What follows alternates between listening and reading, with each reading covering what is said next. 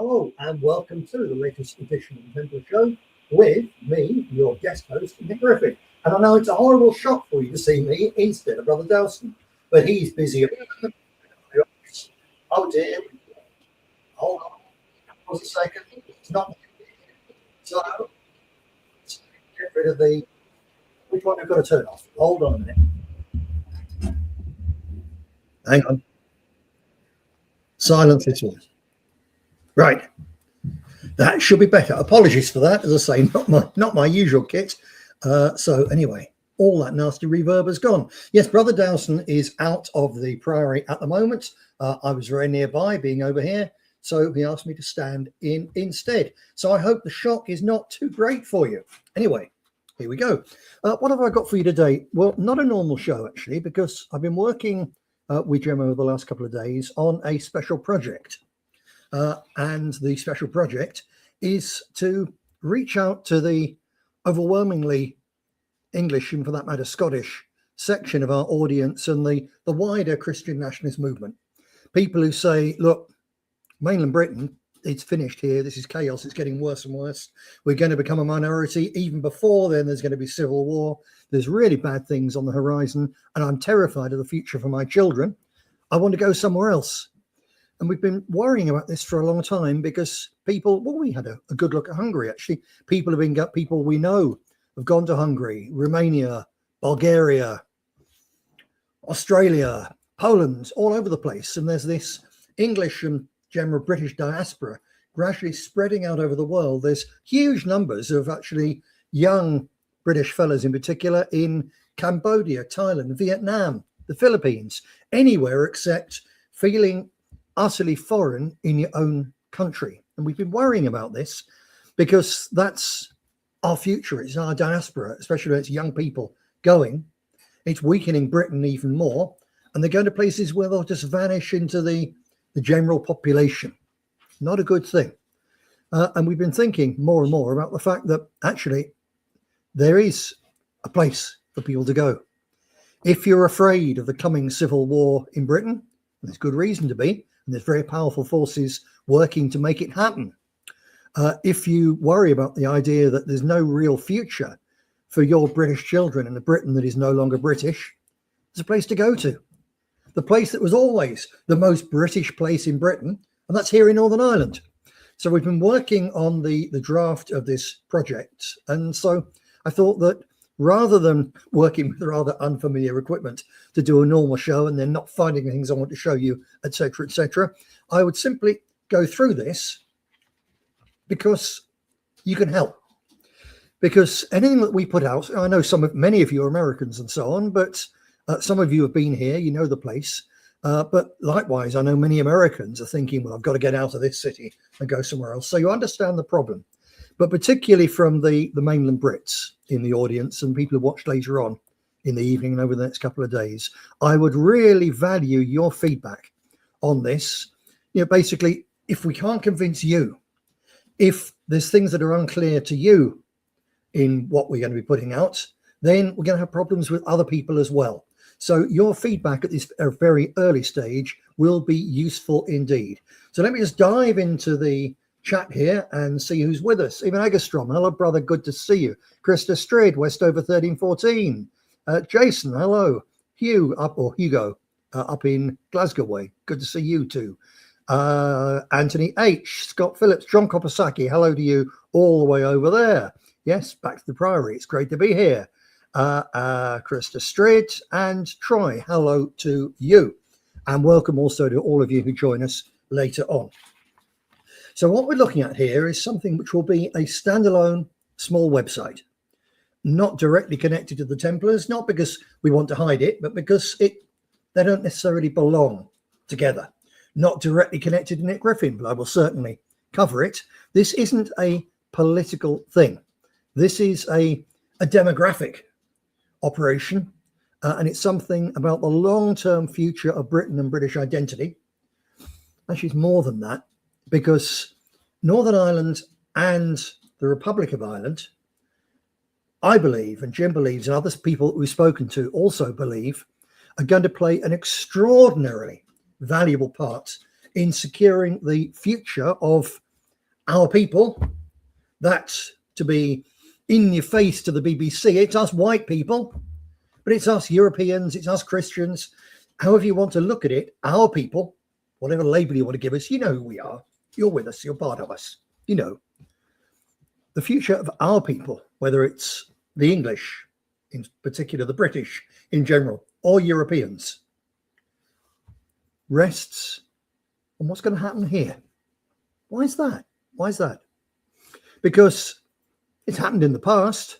Ireland was the place where, with the collapse of the Roman Empire and the collapse of society into what was called, not entirely fairly, the Dark Ages, but in terms of faith and learning, they were indeed dark times.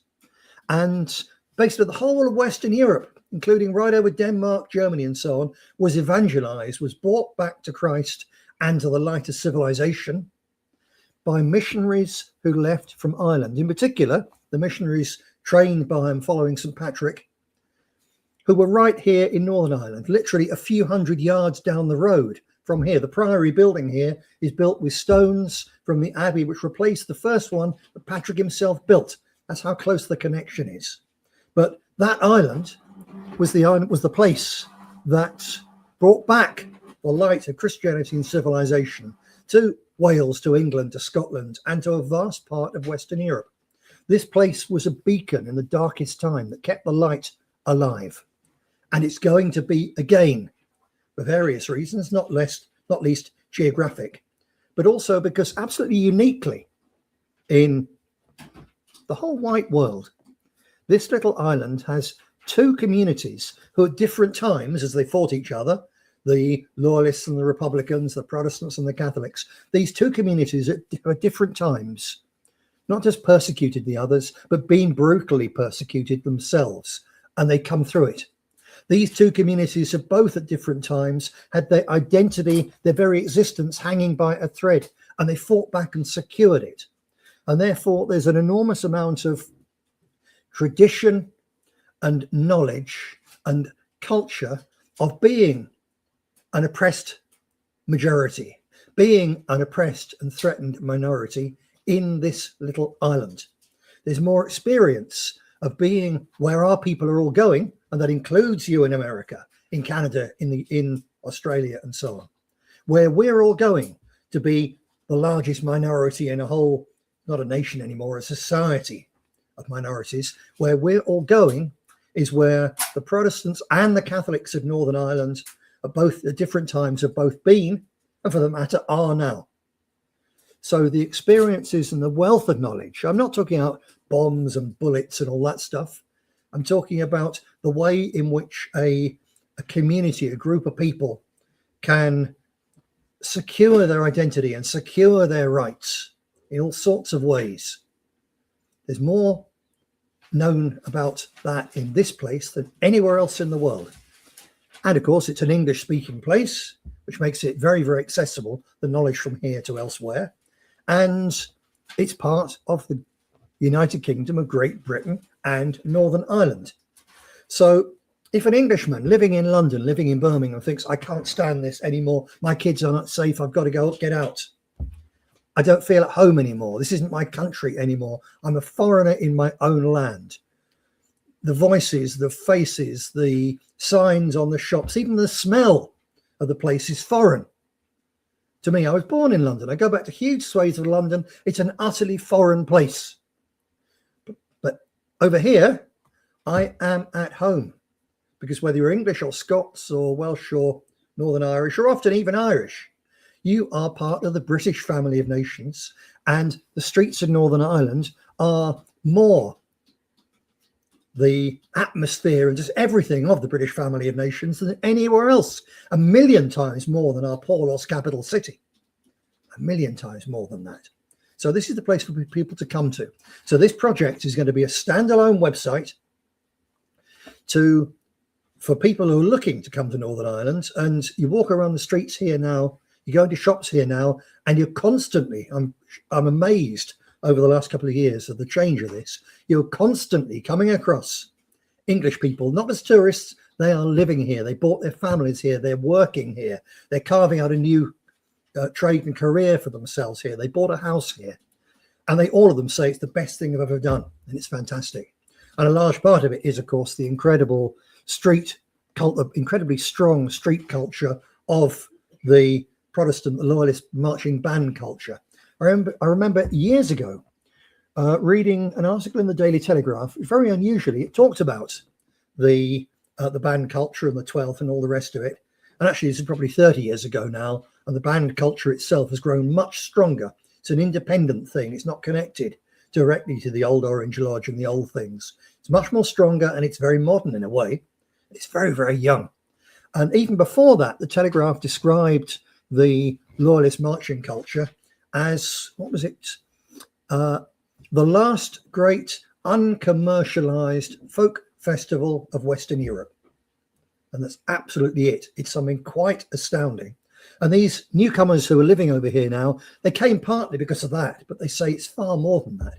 It's the fact you feel at home, the fact that people are very, very friendly, the fact that the streets are so much safer, because even in the roughest estates in somewhere like the Protestant areas of West Belfast, they are so much better behaved and cleaner and neater than their equivalents in, say, the northeast of England or the edges of Liverpool or whatever. Why? Because the estates in places like Manchester and Liverpool and outer London and so on used to be policed by the police, and now the police aren't there. So those estates are run by criminal scumbags, and ordinary decent people and their families are regularly terrorized by vandals and burglars and thugs and all sorts. I'm not talking here about the grooming gangs you get in some places. I'm talking about homegrown white trash. And on the estates of England and Wales and Scotland, they run riot because the police aren't there, so there's no policing. It's utterly different in Northern Ireland. Here in Northern Ireland, the estates are policed by their own people. They're policed by groups of tough men, often with connections to paramilitaries. And if people go around vandalizing their neighbours' cars and windows, if they go around terrorising old ladies, if they go around breaking into their neighbours, they get one warning, then they get a severe beating, and if necessary, they get shot. That's it. So there's far less crime and antisocial behaviour here in Northern Ireland, even in the roughest places, than there are in the parts of England, even quite small towns now, where with no police policing, and no real community spirit, the worst, the scum rule. So this is a great place to be. So this website will point this out. It'll be a combination of video, audio, and text. And also it's going to have a big important question and answer session to encourage people who are thinking of moving here to think, yes, I can do that, and show them what they need to do. Right, let me dive in here and just have a quick look through the chat and see what have we got. You go to Kadea says, if things get any worse in Scotland, that is my plan, to move to dear old Ulster. We'll stay and fight a little longer first. Paul Telford joined us. Hello, Paul. Good to see you. Bit of a shock, I'm sure, for you to see me here on a Tuesday, not on a Wednesday. You haven't gone mad. It is Tuesday, not Wednesday. I'll dive into this and give you actually a little bit of it. So this is a working text, and because it's not my computer screens are here and so on, it's not, I haven't got the system here, as unlike at home, to split my screen, so I can't be reading it from just near the camera. So I'm going to have to be looking down and looking away at you, but please bear with me, because as I say, your feedback on this is going to be very, very important indeed. So the working title is Move to Ulster, Bastion and Springboard for the Reconquest of Britain. And that's very important to mention that, because, or to stress this isn't about leaving mainland Britain for good. This is about, instead of leaving some hellhole like Leicester or Bradford or whatever, and moving 5 miles away, then waiting with trepidation as the brown flight follows you, and or the government puts a load of just arrived illegals into the houses next door to your kid's school. It's not about that. This is about coming somewhere where that's not going to happen, because if they try that stunt here, it'll be over very, very quickly. So it's about coming to somewhere where your family, where you and your family are safe and can thrive and can remain British. And where? When the S hits the fan on the mainland, as it's going to, then every extra family over here is another family, wider family, still over on the mainland with connections to Northern Ireland. It's somewhere that they can come to if they really have to. And it's somewhere which is, as I said before, which is full of lessons to help the mainland British resistance. And I'm talking about a cultural resistance, a community resistance, a body of people coming together in order to resist the bad things which have been imposed on them are happening around them. And having the closer connection with this place, which is full of experiences of resistance, will massively strengthen the ability of people who remain on the mainland to stand up and fight for their rights. Lady Matriarch, good to see you. As always, Lady M sums it up. The gathering. That's it. This is the place for our people to gather. Now, there are places, say, in northeast England, up in the little pit villages up there, desperately run down and so on, where they've got drugs problems. They've got little local thugs running around. Actually, in any one of those little towns, 5 or 6 decent young families moving in and the fathers getting together and going to talk in no uncertain terms to the little poor drugged up scumbags. They could put those places right. Yep, no trouble at all.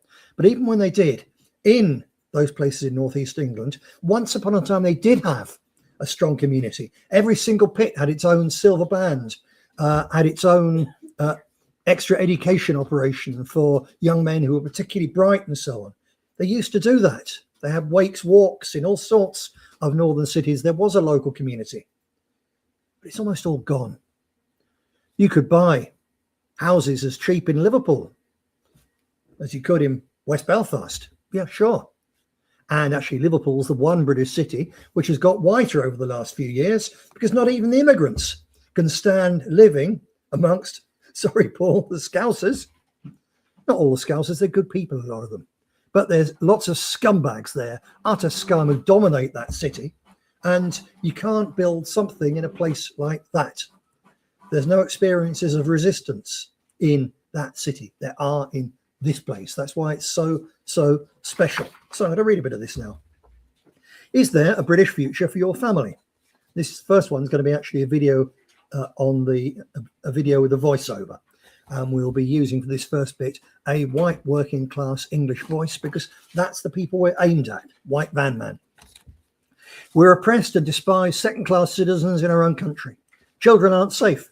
Britain is heading for civil war and every day sees more undocumented young men from war-torn hellholes being ferried in and put into luxury billets. It's an occupation army and we're paying for it. Then the narration will switch, possibly to me, we'll see. Millions of ordinary Brits know that this is true. Some of them have already left the country to get away from the danger and despair. Some to Eastern Europe, others to Spain, Cyprus, or as far away as Thailand or Cambodia. 500,000 of our people emigrate every year. Some go for better weather, but many of them leave because mainland Britain no longer feels like home, and in the hope of finding a safe and sane new home for their young families. More go every year, and many more would leave too, but don't want to go somewhere they have to learn another language, or where their children will be cut off from their roots and lose their British identity.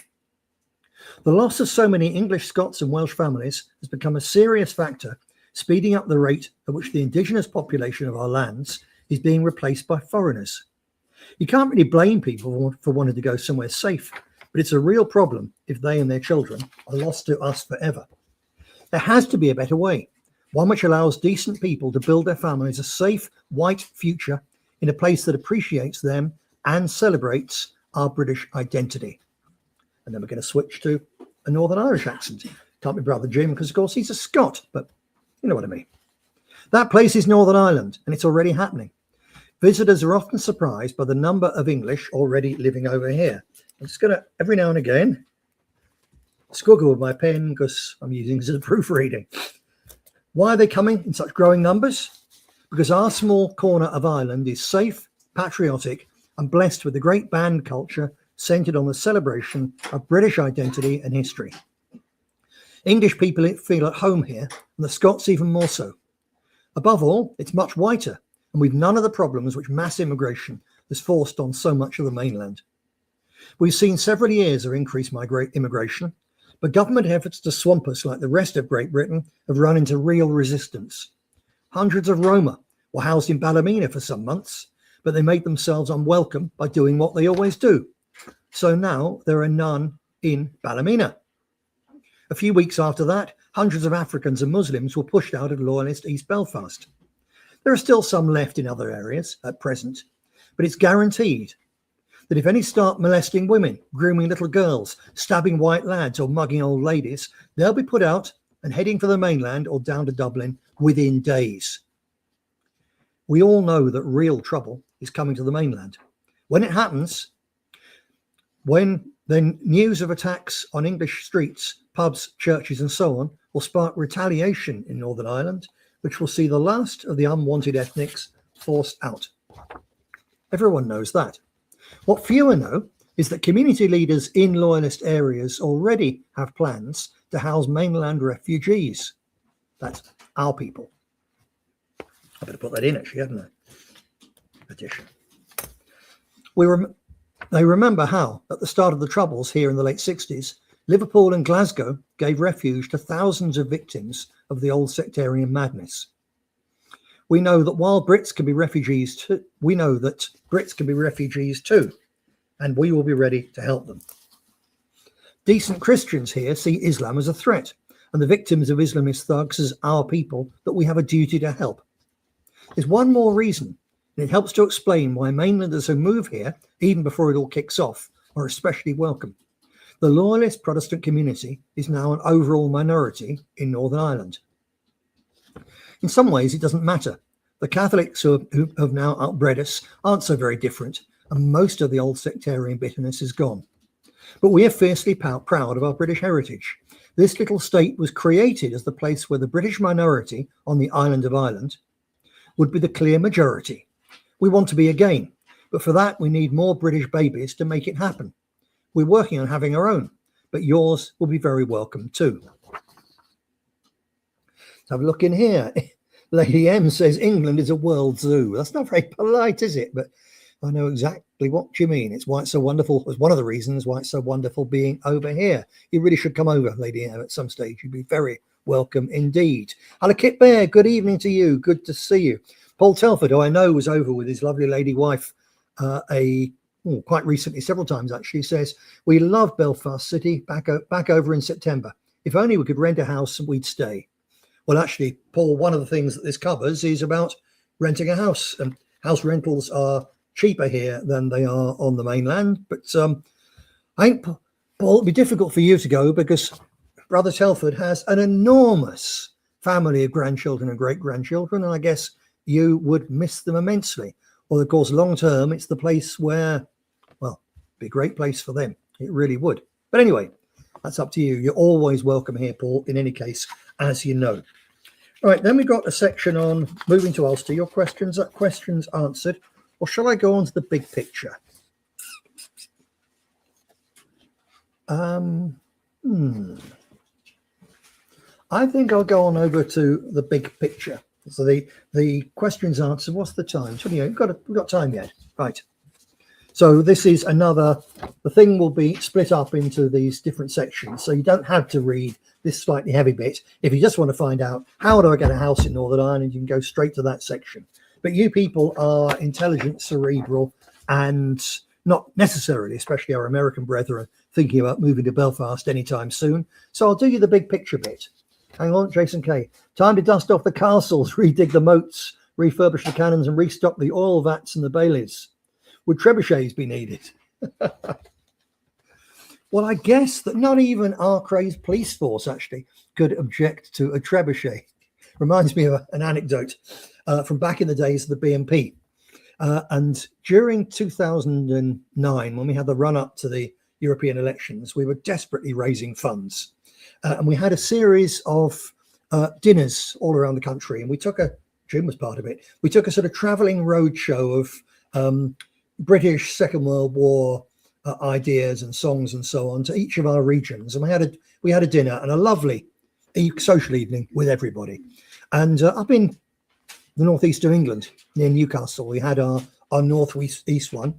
And in this hall that we'd rented, we had, in the entrance to it, we had a sandbag emplacement and a deactivated Bren gun, a real Bren gun from the Second World War, and a pitchfork to represent basically the idea of Dad's Army, the Home Guard. And this police officer, flat cap idiot, came in and he looked at the entrance. He said, "You can't have that." And I said, "Don't worry, it's deactivated." He looked at me. I said, "The Bren gun." He said, "No, you can't have that," pointing at the pitchfork. Absolutely unbelievable. He was more worried, far more. In fact, he wasn't worried at all about a Bren gun, a real live Bren gun, which a burst of that would cut you in half. No, all he was worried about was a pitchfork. And then once the audience started to come in, a little old fella came in, lovely old chap, came in probably in his 80s with his stick and so on, came through the hall and paid his money and so on, looked at this Bren gun, his eyes lit up. He said, "Can I?" I said, "Yes." He went, and our Bren gun is lying in pieces on the table. Said, "Oh no." He said, "I haven't carried one of these since I was at El Alamein," because he was injured there, wounded. So we said, well, can you put it back together? He said, "I could put it back together blindfold. I won't just try and do the Geordie accent because people would think I was mocking it. It's a lovely accent." And our Bren gun was back in place. Those were the days. And Paul Telford, of course, was one of those. It was good night in Newcastle, that one. It was indeed, Paul. It certainly was. So let me do this bit, the big picture. See if you think this hits the nail on the head. Can't be over heavy because this isn't for people who are highly political. This is for people who just feel in their bones that things are going very bad in their home. They're sick of feeling foreign and neglected and second-class citizens in their own home. This is about them finding a version of their own home where they can be what they are. So it's not heavy stuff, but this is a little bit sort of explaining the big background. It's called The Big Picture. The West's post-Christian civilization is dead already. Now it's starting to rot in earnest, with all the filth and corruption starting to burst through the once smooth skin. It's the collapse of Rome all over again. Bloodshed, upheaval, tidal waves of immigration, and then population collapse. When the welfare state collapses, most of the parasites who are flocking here will go back to lands to which they're better suited. But our people will still be here and will build a new way of being white Christian nations. Might even be better than what we've had. In fact, in moral terms, it couldn't be worse. Since 1968, we've permitted the murder of more than 10 million baby Britons through abortion. Adding in the children and grandchildren that they would have had if they'd not been torn to pieces alive in their mother's wombs, we're missing around 15 million of our fellow citizens. We're not alone in facing catastrophe. It's the same in every nation of Christendom.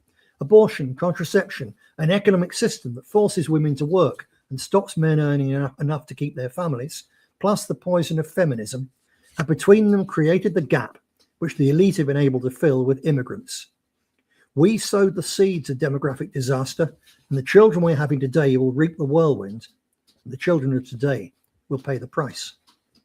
Except that here on the island of Ireland, they won't. Because when the people pushing Britain and Western Europe into civil war get their way, the result here will be very different to everywhere else.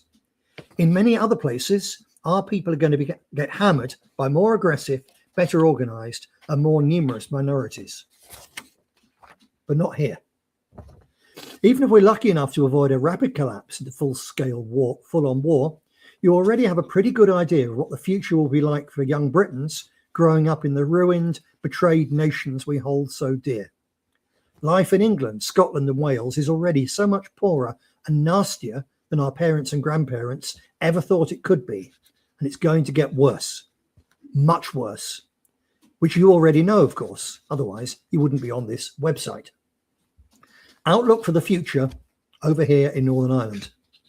In the last couple of decades, the Northern Ireland Catholic birth rate has crashed too. But their rather younger population means that their numbers will continue to grow relative to the Loyalist community until the middle of this century. The Republicans, who now hold the most political power, are making efforts to improve relations with the loyalist minority. They know that the Protestants are well organised and cohesive. Our marching band culture, in particular, is growing stronger and more impressive every year, showing a community which is proud of its past and confident in its future. They know we can never be beaten or forced out, so they're now trying to win us round by giving handouts to loyalist bands and inviting our youngsters to take part in their own music festivals. A growing appreciation of each other's different, but both very European cultural traditions is rapidly making sectarianism a thing of the past among the next generation. Most working class Catholics share the widespread loyalist opposition to the non-white immigration which the governments of the UK and the Irish Republic have been trying to force on us. When a Somali immigrant tried to behead a man in Catholic West Belfast in June 2026, several hundred young loyalists from the neighbouring Shankill Road crossed the peace line to show solidarity with their Catholic neighbours, and they were made very welcome. In the 3 days after that shocking anti-white attack, hundreds of recently arrived Third World immigrants were forced out of Protestant East Belfast. The crowd of several thousand loyalists were joined by several dozen youths from the staunchly Republican Short Strand, despite efforts by Sinn Féin IRA to stamp out racism. It was the first non-sectarian riot in modern history, the orange and the green coming together against a far bigger external threat. Down in the south, they've already had huge demonstrations and even riots against asylum centres and HMOs. Sooner or later, they'll put them all out of there too. It's very likely that at some point in the next few years, we'll see most of the immigrants who've come in recent years to our shared island fleeing to the UK mainland. We also expect to see growing numbers of mainlanders coming here as internal refugees. The last few years have seen tens of thousands of English, Scots and Welsh people cross the narrow sea and settle in this wee part of the United Kingdom. The numbers are already so significant that they're slowing the otherwise seemingly inexorable shift in the demographic makeup of the old ethno-religious divide. With about 800,000 Catholics and 700,000 Protestants here, the arrival of just 50,000 young families, each aiming to have at least 3 children, would quickly tip the balance back in our favour. You don't have to try to get back in some once English or Scottish neighbourhood where you and your family are a despised minority in a place that no longer feels, looks like, sounds or even smells like Britain. You don't have to move a few miles out of your now foreign hometown and watch in alarm as even your new area starts to turn in the same way. You certainly don't have to head to Eastern Europe and grapple with Bulgarian, Polish or Romanian, heavens above, Hungarian, in order to rear your family in a civilized, relatively traditionalist and white country. You can do much, much better for yourself and your family. You don't have to leave everything familiar behind. Just a short flight or a few hours on a ferry, and you can start your new life in a place which is much more British than anywhere on the mainland. You can think of it as going back 50 years to the time before the traitor politicians put the mainland on the road to disaster. Or you can think of it as going forward, moving to a country dominated by our own very special white tribe. The British Revolution. As things get even worse on the mainland, our strong tribal integrity and grassroots institutions provide the model and the experience which the English, Scots and Welsh will need as demographic change turns them from an oppressed majority into a minority which stands up to fight for its rights. The day will come when the growing number of mainlanders in internal exile from the strife-torn multicultural mainland will enable Northern Ireland to play a central role in the creation of effective English resistance and in the eventual reconquista of the mainland homeland. That's still a long way off, on the other side of the common conflict. But Ulster is going to be the great bastion of British identity and freedom in the years ahead. If your children and grandchildren become part of this community, then one day some of your descendants will be among those who take back the lost lands and begin the great rebuilding. Deus Vult. And that's how that piece will end. Now, I've temporarily managed to lose the comments here. Let me go back into here. Where are we? I've lost the comments. Now, why have I lost the comments? Why, how have I lost the comments? Because I can't see you. I'm sorry about this. Jim, could you come back and get me back my comments? I flicked the mouse there. Brother Dowson has returned to the building. He says. Interesting. Oh, Jim's confused too. You see, say hello to them, Jim. I've there just you come go. back in, yes. He's just come back in. I've been holding the fort, but Jim has arrived. He's going back into here. Hopefully, things will be resolved in a moment. 40 years. Yes, there we go. Hello there. Okay, what's the need? Oh no! Now we got to turn that noise off. Turn that. That's it. Yeah, right. You're worse than me. I'm even more of a. Of course, I'm more technophobic than Brother Jim. I'm older than Brother Jim by a country mile. I know he doesn't look it, but he's much younger than me. Gotcha. That'll be right, he says. Hugo de Cadea, I think it's a solid plan that could also help weaken Sinn Féin, killing two birds with one stone. Absolutely so. Hugo also says the loyalist community in Scotland already has strong connections and hubs in Ulster. The only difference would be owning a home across the water with support flowing from Ulster to the mainland. You've got it in one, sir. You've got it in one. And that's some of the material that we actually cover in the main section of this. So I haven't got time to go through all this. I'll tell you what the questions in the frequently asked questions and answers section is. First one is this running away?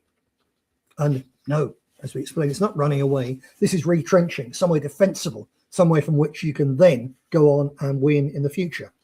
Will we, as mainland Brits, be welcome in a loyalist area? Yes, people here are overwhelmingly very friendly, kind and helpful, as are the Irish. It's like the England which pensioners remember before the politicians gave it away. But don't take our word for it. Hop on a cheap flight and come over for a few days. Find out for yourself. Will we get a house? This is a really important one. It's cropped up a couple of times there on the in the discussions there. Explained, yes.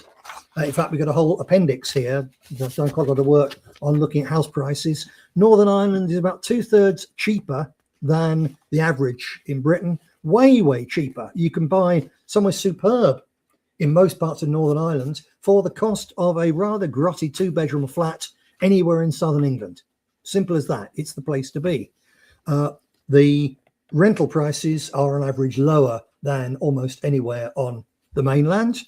And although there's a waiting list for social housing, if you're on the waiting list for social housing over here, and you can get on it with a little bit of effort. You have to come over. You might have to sofa surf for a bit. But once you get on the waiting list for social housing in Northern Ireland, you will not constantly be put back to the back of the queue by the latest bunch of third worlders who've just arrived into the country via the boats and been ferried in by the Royal Navy. It doesn't happen. Once you're on the list here, you will go up it and you pester them, and especially in parts of West Belfast, because places like Shankill Road and Sandy Row, a lot of the Protestants there, the people with jobs and so on, they want to get out of there, out of the inner city. So they're moving out and buying places further out, and it leaves a gap.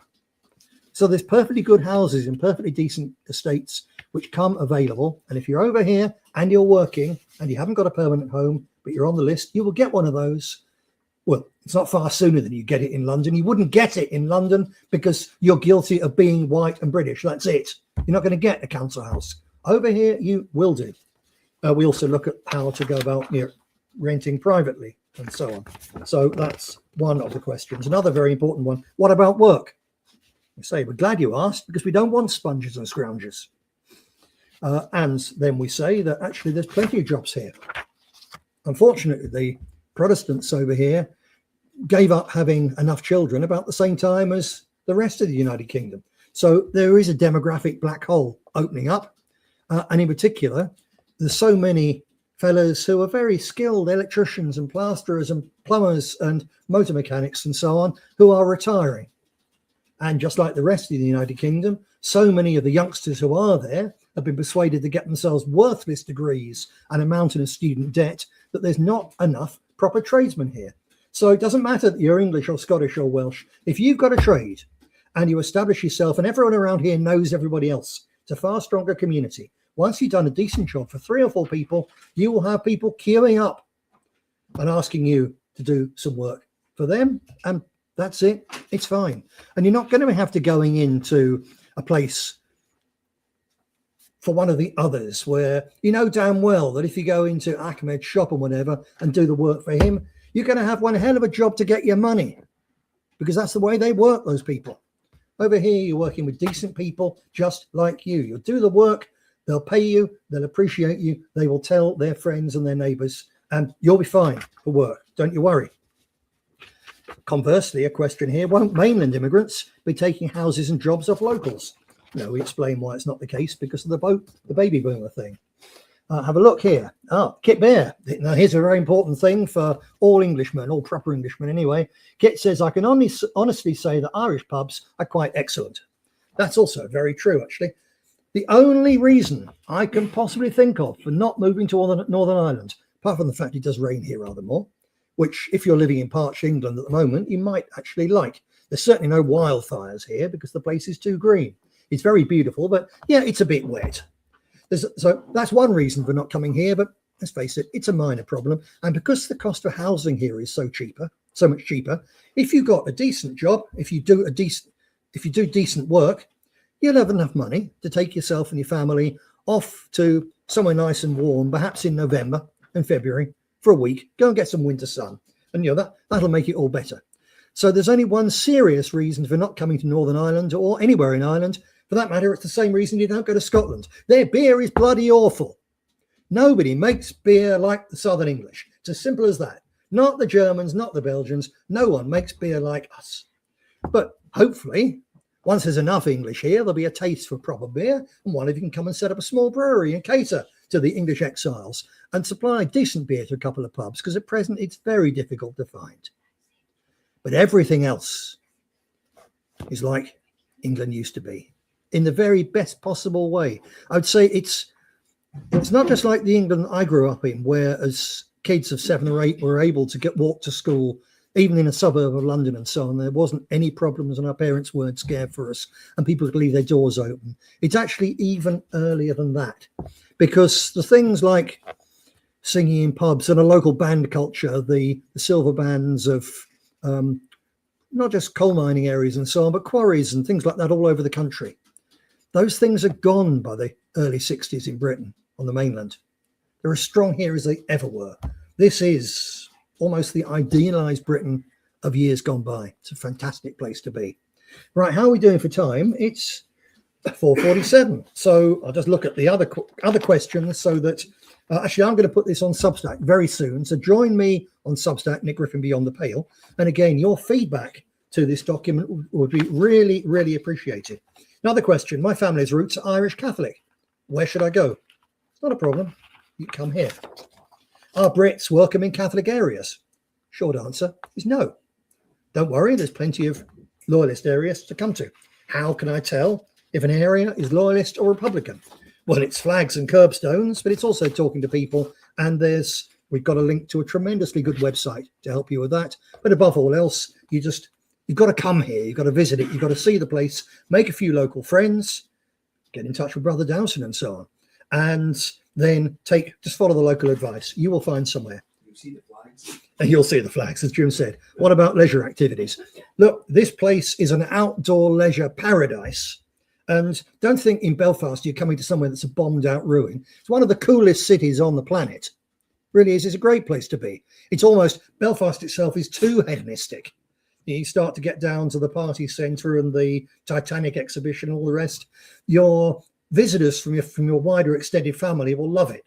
But no, there's no problem. There's no shortage or anything like that. So where do I start? And then we explain on how to do that. We've got an appendix here, house prices in Northern Ireland and the key comparisons with Great Britain. Northern Ireland, my council area, the prices, renting a house in Northern Ireland. This is quite an extensive document. And then at the end, appendix 3, a brief history lesson. So you're not too sort of out of it when you get here. You know a bit about the old backgrounds. Jason, do we need to send a few beer packages from Australia? Good God, no, man. Your cold, ghastly stuff is even worse than they make over here. At least you can, if you like Guinness, you get far better Guinness up here, including Northern Ireland, than you can in English pubs. But no, thank you. You can keep your ghastly overcooled lager in Australia. All right, g'day. That's it. Right. But thank you for the offer, Jason. Thank you for the offer. You got to get to Cadea. It's a solid plan. Scotland's been doing this and propping in Ulster for 800 years. So it's about time they came to our aid for a change. From what I hear about what's going in Glasgow, perhaps they don't need that much help from anywhere else. The people of Glasgow are waking up and taking things into their own hands, which they shouldn't have to do. The police should sort things out. It's not good, actually, when people have to take things into their own hands. But when the police won't do it, when the police are on the other side, when the government are against you, then sooner or later, a community has to stand up and do it for themselves. And it's starting to happen in Glasgow. It's starting to happen in England as well, as a matter of fact, but there's a long way to go. Paul Telford, yeah, you're quite right. Most English pubs in the 1960s had a piano and a weekend song. Yep, weekend song session. They did indeed. I remember it well. But not anymore. No, as Kit Bear says, most of those pubs are gone now. Quiet atmosphere, crackling fire, and a farmer with his dog sat in the corner. I sorely miss those pubs. Yep. So do I. So do I. Right, and that's it. I hope you'll sorely miss me when I've gone. But anyway, I haven't gone. Brother Dowson will be standing in for me tomorrow, it being Wednesday. But I very much hope, God willing, to be with you next Wednesday with more on this and many other things. I'm going to leave you with an end slate, which is to encourage people who haven't been here before, don't really know about the Ulster band culture we've been talking about. Take a look at this and remember as you watch it, these are not professionals. These are not people funded by a trade union or the state or schools or whatever. These are working class men, mainly young, who raise their money themselves from their own community for their uniforms, for the band hall, for the instruments, which are damned expensive.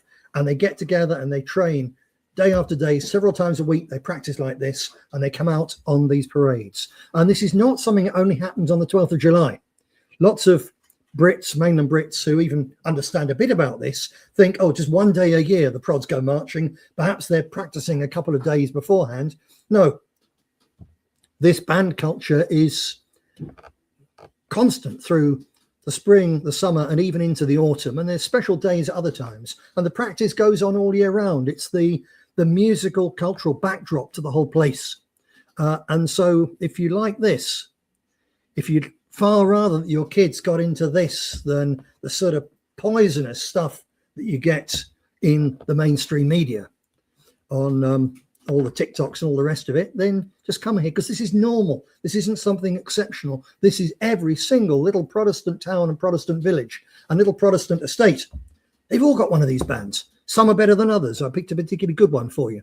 But these, I remind you, these are ordinary working class people from the sort of community that we're recommending that you come and join and get your children into, not as observers, as outsiders, but as part of this living, breathing, wonderfully vibrant, genuinely vibrant community. So I'm going to leave you with this East Belfast Loyalist Band and the reminder that, as always, all that is necessary for the triumph of evil is that good men do nothing.